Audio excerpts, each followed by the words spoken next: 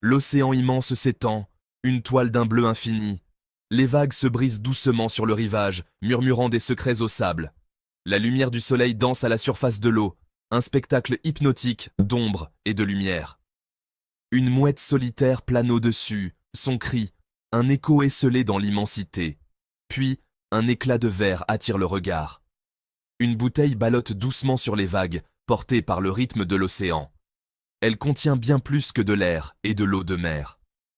À l'intérieur, un message murmure la nostalgie, la perte et le pouvoir inébranlable de l'espoir. Les vagues semblent se calmer, leur murmure se transformant en un doux fredonnement mélodieux. C'est le son du cœur de l'océan, battant au rythme des secrets qu'il renferme. La bouteille, minuscule point sur l'immensité, commence un voyage guidé par les courants et le destin. Entre ces parois de verre fragile se trouve une histoire qui attend d'être racontée, un lien qui attend d'être tissé. Dans une charmante chaumière au bord de l'Atlantique déchaîné, une silhouette solitaire se penche sur un secrétaire.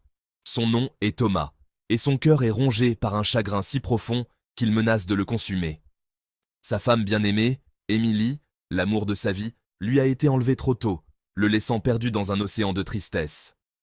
Thomas prend une photo jaunie d'Émilie, son sourire radieux, un rappel douloureux du bonheur qu'ils ont partagé. Des larmes lui montent aux yeux, brouillant l'image de son visage.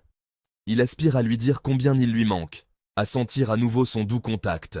Mais l'abîme de la mort les sépare, le laissant dans un silence insupportable. Poussé par un désir irrésistible de communiquer avec Émilie par-delà le gouffre de la mort, Thomas prend sa plume et se met à écrire. Il déverse son cœur sur le parchemin, chaque mot témoignant de son amour éternel pour son âme sœur disparue. Il écrit sa tristesse, sa solitude et son espoir indéfectible qu'elle puisse entendre ses mots, quelque part, d'une manière ou d'une autre. Alors que la tempête fait rage, à l'extérieur, reflétant la tourmente de son cœur, Thomas roule soigneusement la lettre et la noue avec une ficelle. Il la glisse dans une bouteille de vin vide, son verre poli par des années de vagues déferlantes. Avec un dernier baiser sur le verre, il lance la bouteille dans la mer déchaînée, confiant le message de son cœur aux caprices du destin et à la clémence des courants océaniques. La bouteille, ballottée par les vagues, commence son voyage imprévisible à travers l'immensité de l'Atlantique. Portée par les courants et guidée par la main invisible du destin, elle dérive silencieusement à travers les tempêtes et les mers calmes, un fragile vaisseau transportant un lourd message d'amour et de perte. Les jours se transforment en semaines, les semaines en mois, et les mois en années. Le verre autrefois clair, maintenant patiné et marqué par son voyage océanique, conserve précieusement son précieux contenu.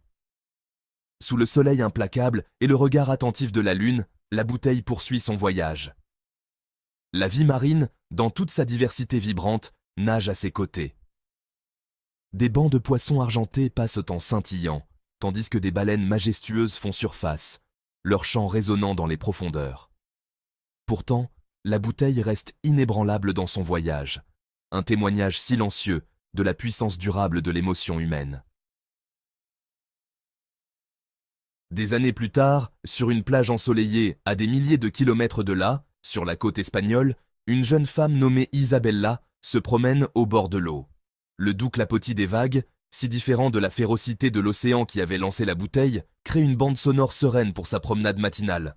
La chaleur du soleil sur sa peau, l'odeur salée de l'air marin, c'est un moment de pure tranquillité. Alors qu'elle déambule, son regard se pose sur quelque chose à moitié enfoui dans le sable. C'est une bouteille, son verre opaque avec le temps, un morceau de ficelle délavée s'accrochant obstinément à son goulot. Intriguée, Isabella se penche et la ramasse, le verre froid contrastant avec la chaleur du sable.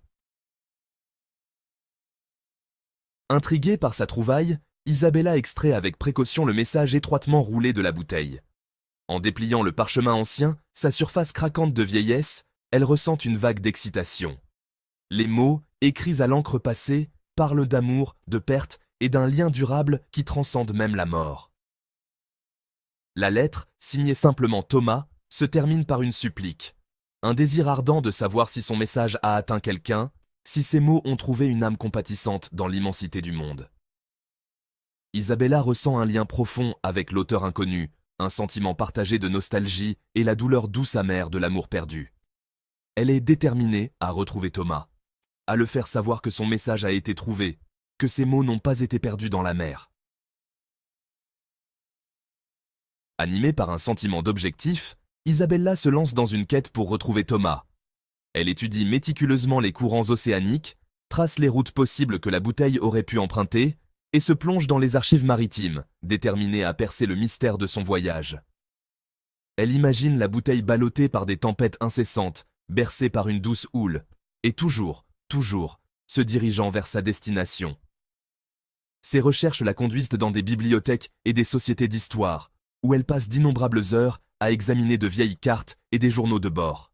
Elle contacte des océanographes et des experts maritimes, cherchant à comprendre la nature capricieuse de la mer. Chaque jour qui passe, sa détermination grandit, alimentée par sa foi en le pouvoir des liens humains et une touche de destin. Après des mois de recherches acharnées, une percée survient de manière inattendue. Un manifeste d'expédition jaunie, datant de plusieurs décennies, révèle qu'un navire a été pris dans une violente tempête au large des côtes d'Amérique du Nord. Le journal de bord mentionne une bouteille jetée par-dessus bord, une lueur d'espoir dans un océan d'incertitude. La date et le lieu correspondent parfaitement à la lettre de Thomas. L'espoir renaît chez Isabella. Elle a une piste, un lien tangible avec le passé. Forte de cette nouvelle information, Isabella concentre ses recherches sur les villes côtières de la région. Elle explore les archives locales, les coupures de journaux et les registres généalogiques, sa détermination inébranlable. Enfin, dans une petite ville côtière, sa persévérance porte ses fruits.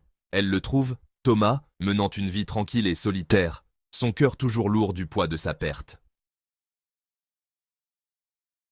Leur première rencontre est chargée d'un mélange d'émotions. Il y a des larmes, des accolades et un sentiment d'émerveillement partagé face à l'incroyable voyage qui les a réunis. Isabella en apprend davantage sur Émilie, sur la profondeur de l'amour qu'ils partageaient et sur le vide que sa disparition a laissé dans la vie de Thomas. Au fil de leur conversation, un lien profond se tisse entre eux.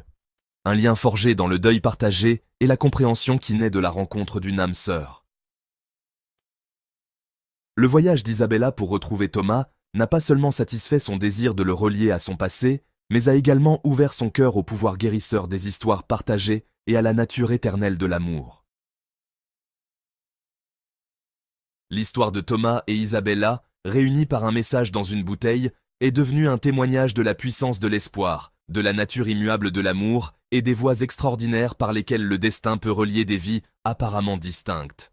Leur histoire, diffusée par des articles de presse et des interviews sincères, a trouvé un écho auprès des gens du monde entier, leur rappelant que même face à la perte et au désespoir, le lien et la guérison sont possibles. Le simple fait de jeter une bouteille à la mer a créé un effet domino, touchant non seulement la vie de Thomas et d'Isabella, mais aussi celle d'innombrables personnes qui ont trouvé réconfort et inspiration dans leur histoire. Cela a souligné le pouvoir du lien humain, la nature durable de l'espoir et les façons extraordinaires par lesquelles même les plus petites actions peuvent avoir un impact profond sur la vie des autres. En fin de compte, le message dans une bouteille a été bien plus qu'une simple lettre d'amour perdue et retrouvée. Il est devenu un symbole d'espoir, un rappel que même dans un monde souvent rempli de ténèbres et de désespoir, la lumière, l'amour et le lien ont le pouvoir de perdurer. La bouteille, son voyage enfin terminé, a trouvé sa place dans un musée, un témoignage silencieux du pouvoir des mots, de l'attrait de l'inconnu et de la conviction durable que même à travers les océans et les vies, les cœurs peuvent se retrouver.